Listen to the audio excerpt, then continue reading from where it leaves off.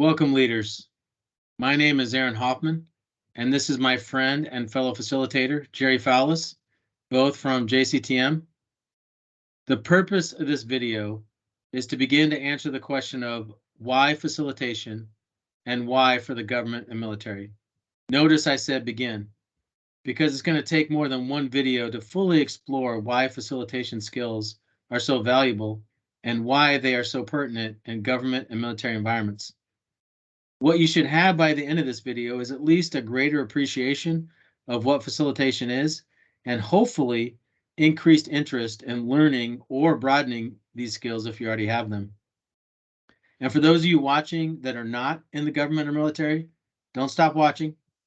Facilitation skills are universal and can be used with any group.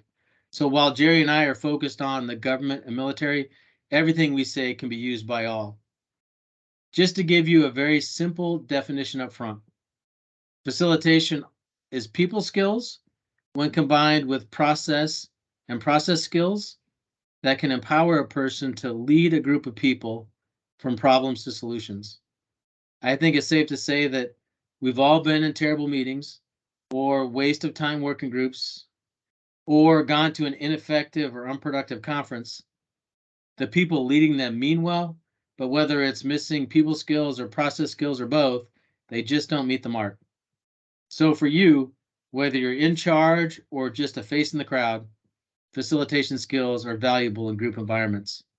I think that every leader, regardless of rank, billet, or echelon, can benefit from facilitation skills. Jerry and I are very passionate about facilitation, and I think the best way to introduce it to you is to give you our own why and our own facilitation story and journey. I served 29 years in the Marine Corps, and about 5 years before I retired, I had what I'll call a life-changing experience. I was a leader at a schoolhouse, and I was trying to solve some problems with my staff, and I had another leader that I knew that was good at managing groups, so I brought him down and he facilitated a session. And as soon as it was over, I was like, brother, where did you learn those skills? And he said his agency brought in facilitation trainers every so often, so I jumped in on the very next course. I immediately went back to my unit and started using the skills. Then when I was at my last duty station, which was headquarters Marine Corps in the Pentagon, the problems we were facing were more complex and affected more people, but then my influence bubble was also much larger. So as a senior leader, I used facilitation with groups of my peers for our annual conferences, in a community-wide modernization effort, and also organizational realignment working groups. I used the skills every chance I could, and I brought in facilitation trainers to train others as much as we could afford. The personal value that it held for me just can't be measured. It's off the charts. From my experience in the military, we would train leadership, of course, and then on the other hand, we would train process, because everything's about a workflow or a checklist. However, from my experience, we rarely trained in people and process at the same time, which is exactly what facilitation is. Facilitation skills advanced me as a leader, and up to that point in my career, it wasn't found in any other training that I'd received. So I've been talking a while. I'm going to pass the mic over to my friend Jerry here. Jerry, please tell us your story of facilitation. Thanks, Aaron. My facilitation story, like all the stories I tell, is going to be a lot shorter than the ones that you tell. So, like yours, I learned by seeing somebody else do facilitation skills. I came to a meeting where you were the facilitator and you were leading a group of your peers, and I was just blown away. Not so much by what we came out from that meeting, although we did come to consensus and make some good decisions that week. It was how you were leading people through this group, this passionate group, through this really complex problem, and getting them all to agree along the way. And at the same time, maintaining neutrality. That blew me away. So I went back to my unit. At the time, I was working at a joint job in Korea. And I went to my general officer and I said, sir, we need these skills. We can use them for those innovation meetings you've been talking about. He got really excited and I put my team together and we went off to training. By the time I came back from the training, we had a new problem. He said, Jerry, yes, we're going to do that facilitation skills for innovation, but we also have a culture problem here. People aren't treating each other with dignity and respect. So we got everybody in a room. We got buy-in and inclusion. We talked about the problems, of course, but we also came up with a solution that everybody really agreed to and bought into. The most exciting part about that time is one of my team members was very junior. And I bring this up for a reason because we hear about it in our classes all the time. People say, well, I'm not senior enough a leader to use facilitation skills. And I would say no.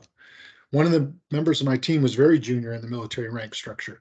And after she got done with the training, she came back and facilitated meetings, and I watched her do it with very senior people in the room. And they were blown away by those skills.